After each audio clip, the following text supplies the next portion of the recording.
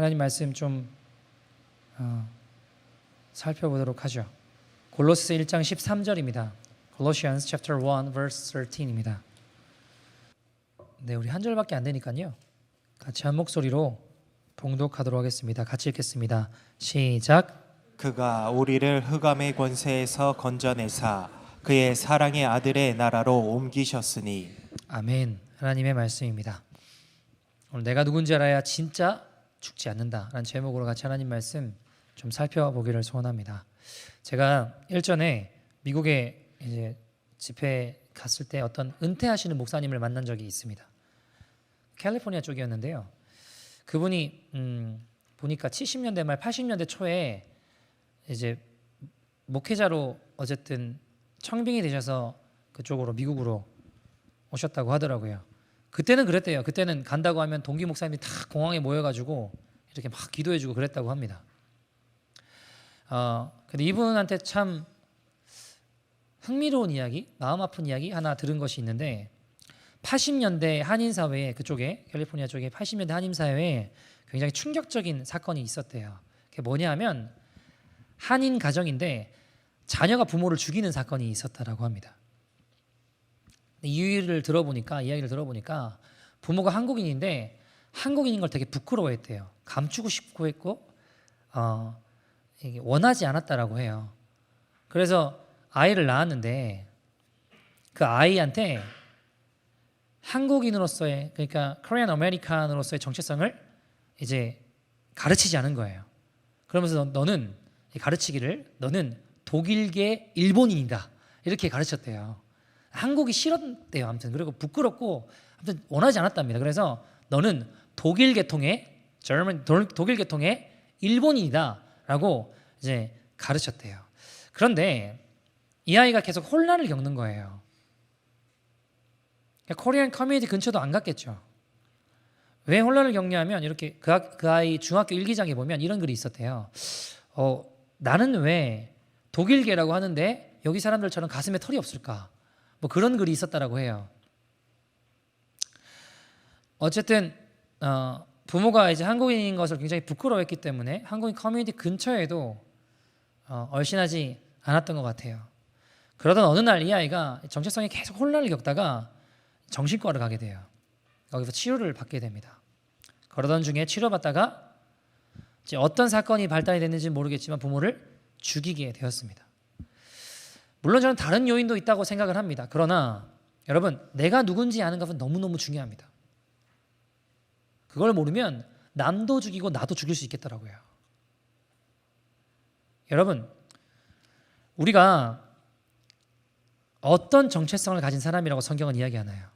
요한복음 1장 12절에 보면 뭐라고 이야기하죠? 영접하는 자 곧 그 이름을 믿는 자들에게는 하나님의 자녀가 되는 권세를 주셨다고 하셨습니다. 여러분, 우리 정체성은 하나님의 자녀입니다.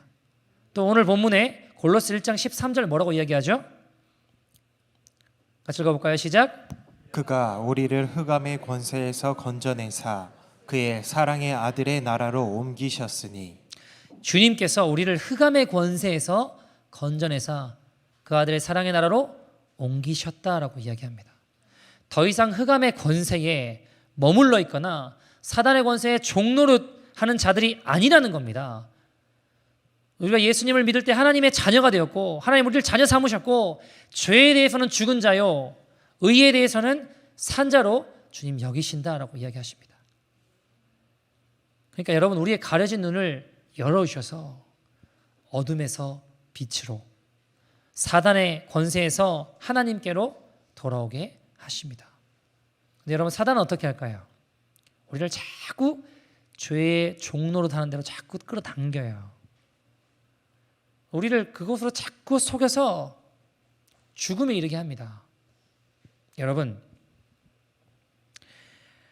트랜스젠더 있잖아요. 트랜스젠더 성전환 수술한 친구들 자살하거나 자살 시도, 자살률이 몇 퍼센트 정도 된다고 생각하십니까? 45%예요. 45%. 되게 높죠. 거의 둘 중에 한 명은 자살을 하거나 자살 시도를 한다는 거예요. 자, 그러면 왜 자살을 할까요? 이렇게 물으면 동성애 지지자들은 뭐라고 이야기하냐면 너희들이 자꾸 핍박하고 너희들이 자꾸 persecution하고 너희들이 자꾸 차별하고 discrimination하고 그래서 그걸 못 견디다가 못 이겨서 극단적인 선택을 한다. 이렇게 이야기를 해요. 얼핏 들어보면 그런 것 같아요. 그죠? 마음 아프고 진짜 야 우리가 차별하면 안 되지. 여러분 저는 어떤 경우도 차별하면 안 된다고 생각해요. 근데 여러분 그래서 자살할까요? 이게 왜 말이 안 되는 소리인지 아세요, 여러분? 여러분 박해나 차별이 많아서 자살을 한다면 미국에 흑인이 차별 많이 받아요? 백인이 차별 많이 받아요? 흑인이 차별 훨씬 많이 받아요. 자살률 어디가 높을까요? 백인이 훨씬 높아요. 여러분 개발도상국 못 사는 나라 있죠? 거기 막 얼마나 힘든데요. 근데 개발도상국과 선진국 중에 자살률 어디가 높을까요? 선진국이 훨씬 높아요. 여러분 개발도상국 못 사는 나라가 훨씬 많다고요. 자살률은 잘 사는 나라가 훨씬 높습니다. 여러분 만약에 persecution 때문에 다 자살을 해야 된다고 한다면 유대인들 홀로코스트에 있던 사람들은 다 자살했어야 돼요. 카우즈 앤 이펙트가 전혀 안 맞는 이야기를 한다고요. 그러면 여러분 트랜스젠더들이 왜 자살할까요? 왜 자살할까요? 하나님 만들어주신 고유한 정체성을 이기지 못하는 거예요. 내가 스스로 선택한 정체성하고 하나님 만드신 정체성 사이의 갈등 가운데 그걸 이길 수가 없는 거예요. 하나님 만드신 정체성을. 여러분 동성애 지지자들이 말하는 대로 persecution하고 이 차별 때문에 자살률이 높다라고 결론을 내면요. 원인 분석이 잘못됐기 때문에 해결책도 안 나와요. 그 방법으로 그들을 잘해주고 도와준다고 해서 자살률이 더 낮아지지 않는다고요. 왜요? 원인 분석이 잘못됐으니까. 어떻게 자살률을 낮출 수 있을까요? 하나님 말씀에서 찾아야 돼요. 말씀으로 돌아가야 돼요. 십자가 앞에 나가야 됩니다. 그래야 다 같이 사는 거예요. 여러분 결국 친구들이 자살하는 이유는 하나님 만드신 것을 이기지 못하기 때문입니다. 사랑하는 여러분, 사단은요 계속 우리를 죄의 종로로 하게 만들려고 해요. 죄로 끌고 가려고 한다고요. 여러분 죄의 종로로 하는 모습은 어떤 모습일까요? 죄를 묵인해요. 죄에 대한 인식 자체가 흐릿해지는 거예요. 잘 안 보이는 거예요. 뭐가 죄인지 이제. 죄가 오히려 친숙해집니다. 그게 좋아요. 음란, 거짓, 탐욕, 분노, 우리 안에 일어날 수 있는 많은 여러 가지 죄악들과 싸우지 않아요. 그냥 친숙하게 그냥 같이 가는 거예요. 죄의 유혹 앞에 그냥 같이 끌려가는 겁니다. 왜요? 어느새 그 죄들이 친숙해져서 내 안에 자리매김하고 있는 거예요. 죄에 대한 인식이 흐려집니다. 여러분 예를 들어 볼게요. 거짓말 처음 할 때 어떠셨어요? 막 심장이 막 벌벌 떨리고 얼마나 이게 거짓말인가? 막 고민될 거 아니에요. 그죠? 자꾸 하다 보면 어떻게 될까요? 아무렇지도 않아요. 익숙해진다고요. 거짓말 아무렇지도 않아요. 왜요? 자꾸 하다 보니까 그냥 익숙해지는 거예요. 죄에 대한 인식이 어떻게 되는 거예요? 흐려지는 거라고요. 눈 하나 깜빡하지 않아요. 계속하면. 여러분 성경에 보면 동성애는 죄다라고 이야기합니다. 그게 성경의 가르침이에요. 근데 계속 노출되다 보면 어떻게 될까요? 익숙해져요.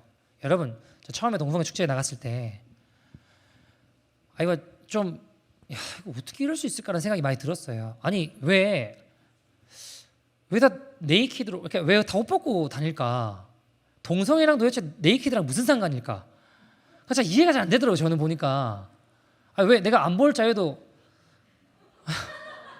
아니 남자고 여자고 옷 하나 걸치지 않고 팬티는 어떻게 안 입냐고 막 어떻게 옷 하나 걸치지 않고 돌아다니냐고요. 나 이해가 안 되는 거예요. 저는 이게 어제 어떤 청년이 그런 얘기 하더라고요.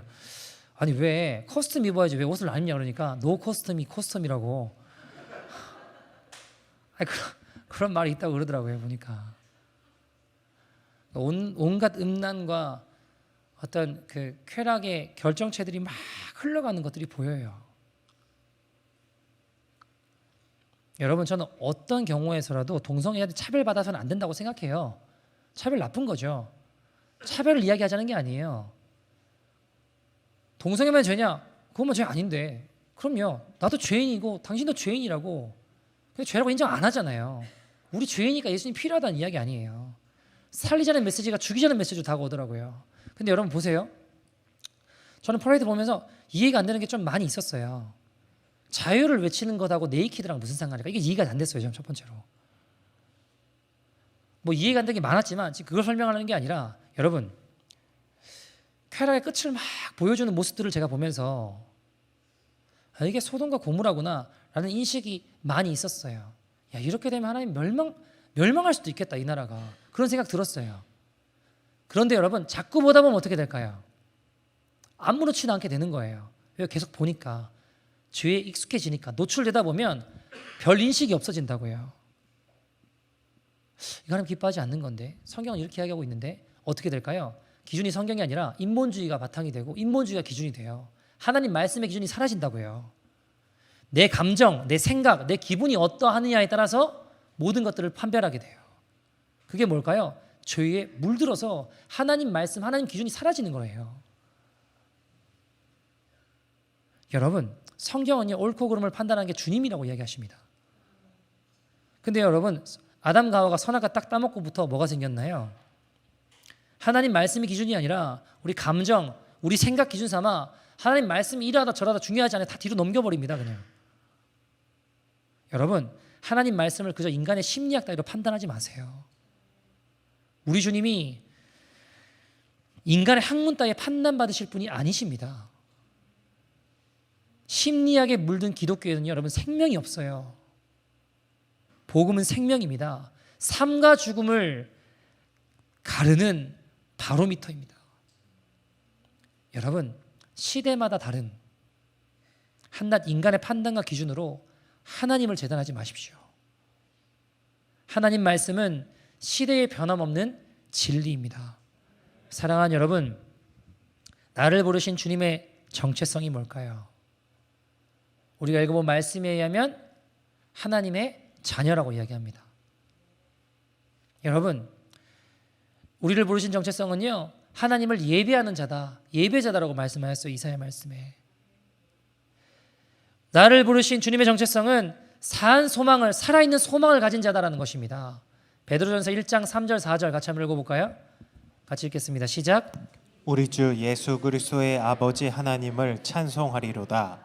그의 많으신 긍휼대로 예수 그리스도를 죽은 자 가운데서 부활하게 하심으로 말미암아 우리를 거듭나게 하사 산 소망이 있게 하시며. 아멘. 보세요. 여러분, 산 소망이 있게 한다고 하셨습니다. 죽은 소망이 아니래요. 우리를 거듭나게 하사 산 소망이 있게 하십니다. 그 산 소망이 뭐냐? 4절 읽어볼까요? 시작. 썩지 않고 더럽지 않고 쇠하지 아니하는 유업을 있게 하시나니 곧 너희를 위하여 하늘에 간직하신 것이라. 아멘.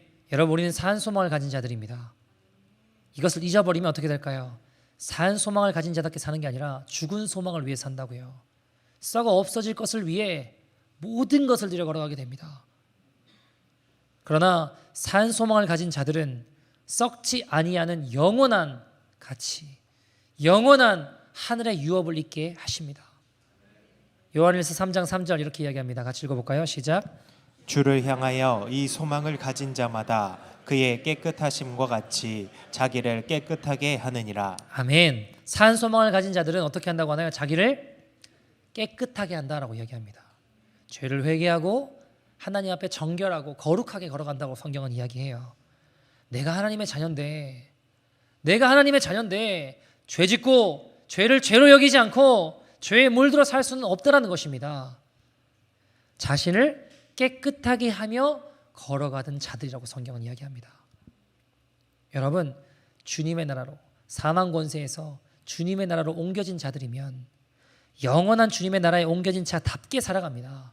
죄를 죄로 여길 줄 알아요. 남들 죄 아니라 내 죄를 내 죄로 여길 줄 알고 세상 앞에 당당합니다. 여러분, 도망치지 않아요. 내가 하나님의 자녀인데 여러분 뭐가 두렵습니까?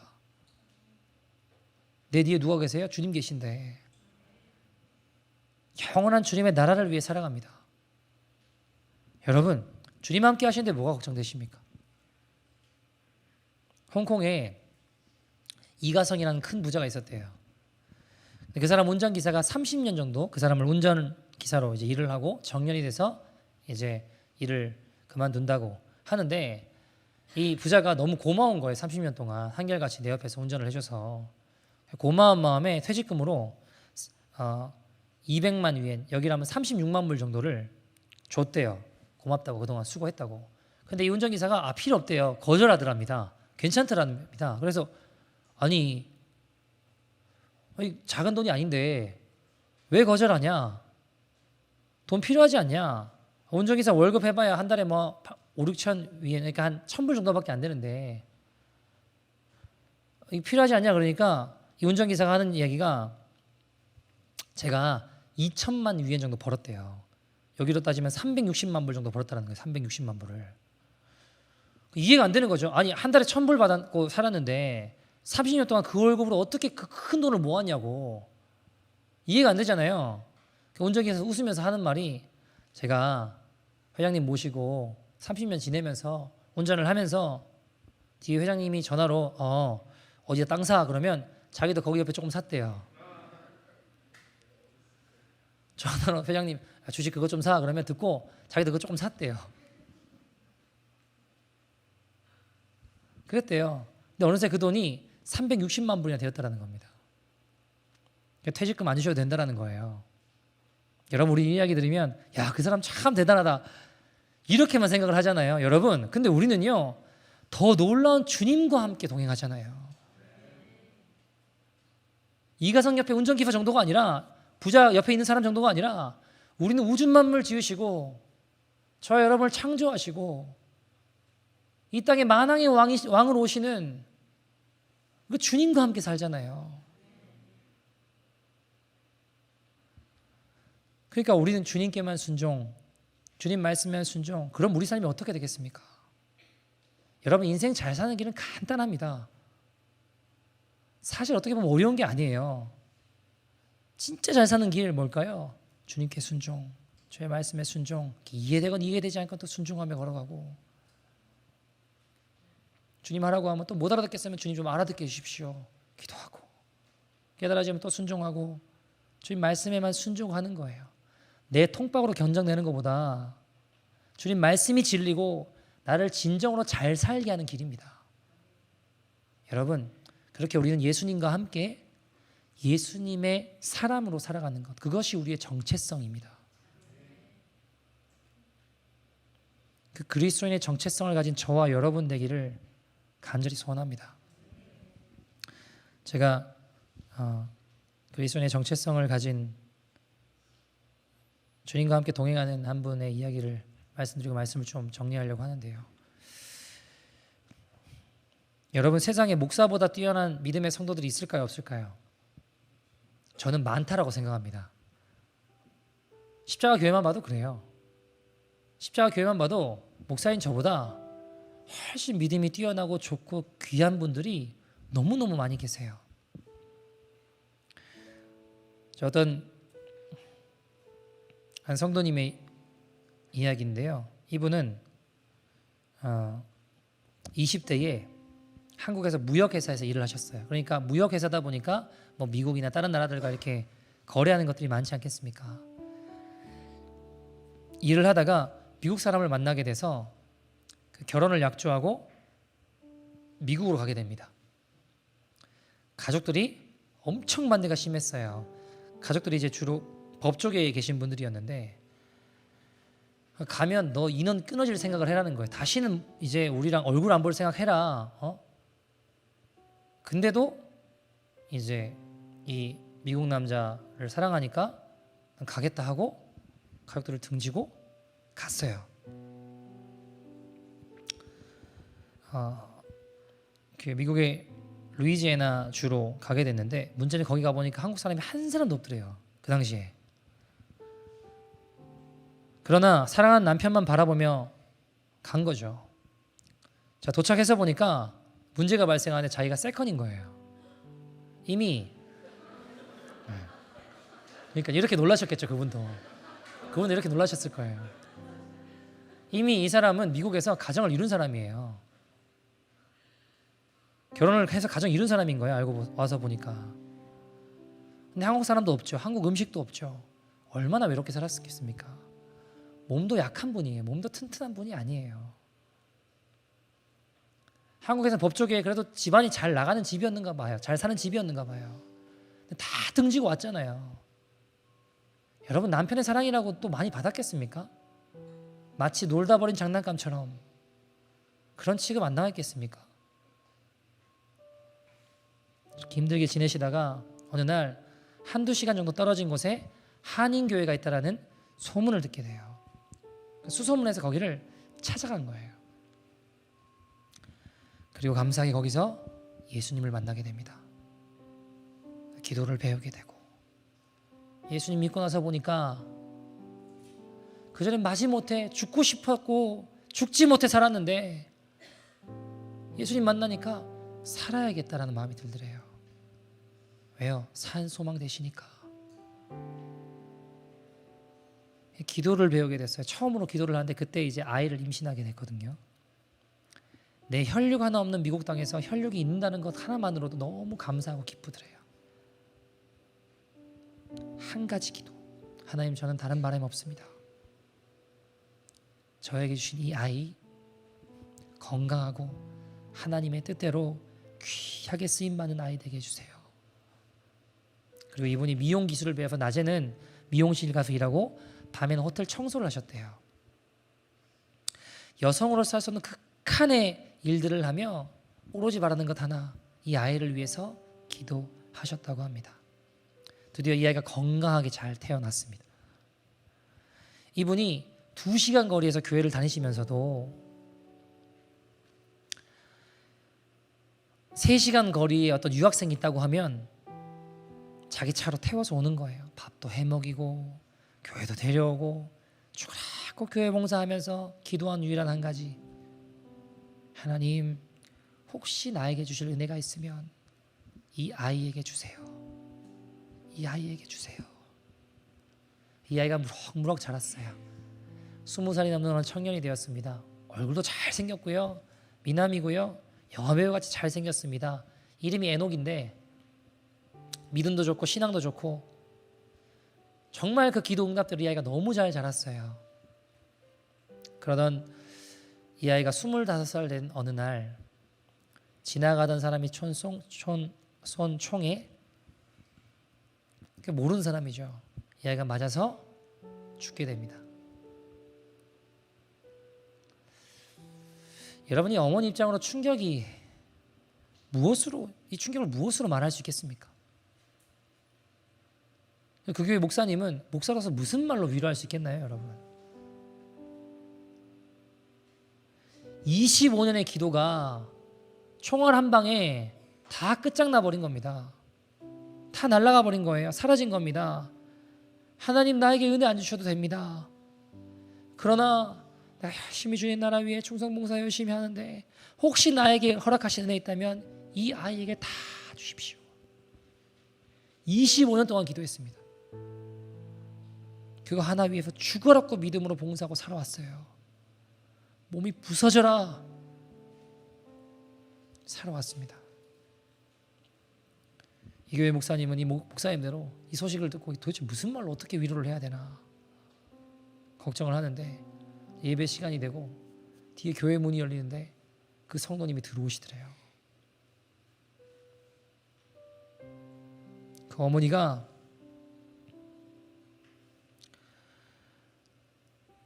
예배 시간 내서 나타난 겁니다. 한날 한시에 같은 일이 일어났는데 그날에 교회 문이 열리더니 들어오시더라는 겁니다. 여러분, 들어오자마자 털썩 주저앉으시더래요.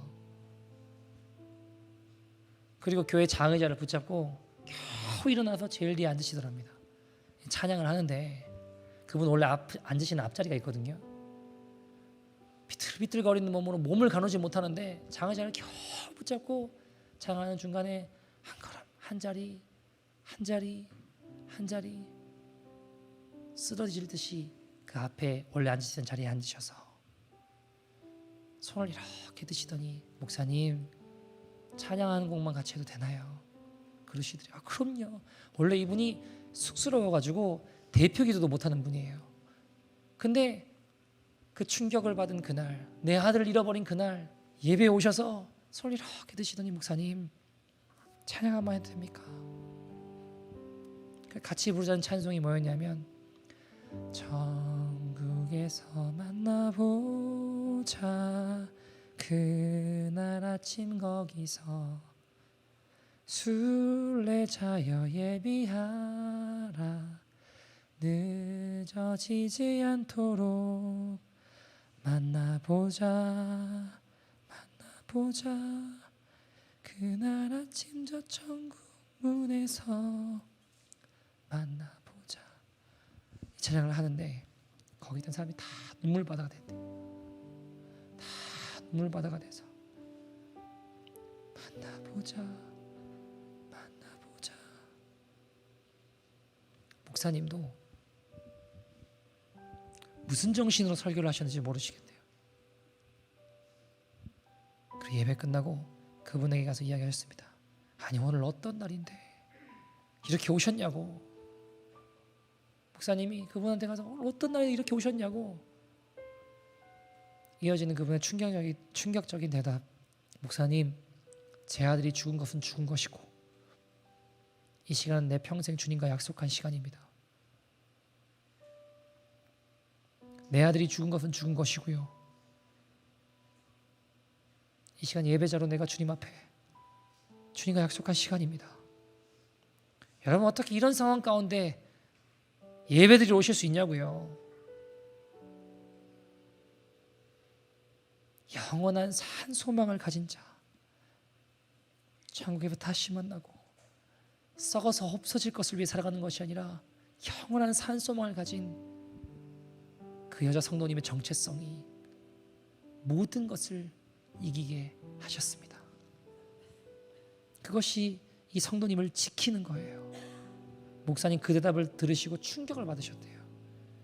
어떻게 25년 동안 그 에녹이 한 명만을 바라보며 기도해왔는데 그 아들이 총격으로 알지도 못하는 사람의 총격으로 쓰러져 이 땅에선 다시는 볼 수 없게 된 그날, 어쩌면 내 모든 것이라고 해도 과언이 아닐, 내 생명을 줘도 아깝지 않을 그 아들이 죽은 모든 슬픔에 잠식당해버린 그날 주님께 나와서 예배드린 그 모습에 이 목사님도 잊지 못할 충격을 받으셨대요. 여러분 이분은요 내가 누군지 아는 거예요. 지옥 갈 죄인 하나님 사랑으로 구원하셨고 오늘 이 모든 고통과 슬픔에도 불구하고 하나님 나를 산 소망으로 일으켜주시고 그 아들을 다시 만나게 하실 것이며 내가 하나님의 자녀이고 우리 에녹이도 하나님의 자녀이니 하나님 다시 만나게 하실 거 아닙니까? 그리고 나는 하나님 예배하는 자입니다. 내 정체성 그것이 나를 지으신 목적이다 이겁니다.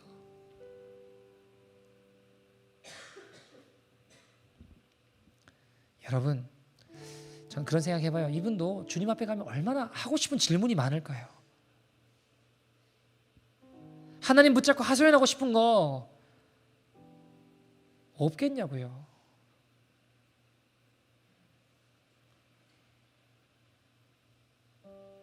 그러나 그건 그거고 그럼에도 불구하고 내가 믿는 하나님은 하나님이시라는 겁니다.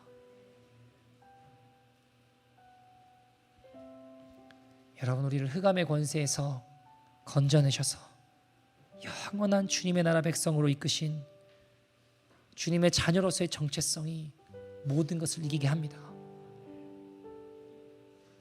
사랑하는 여러분 어떤 정체성 갖고 사십니까?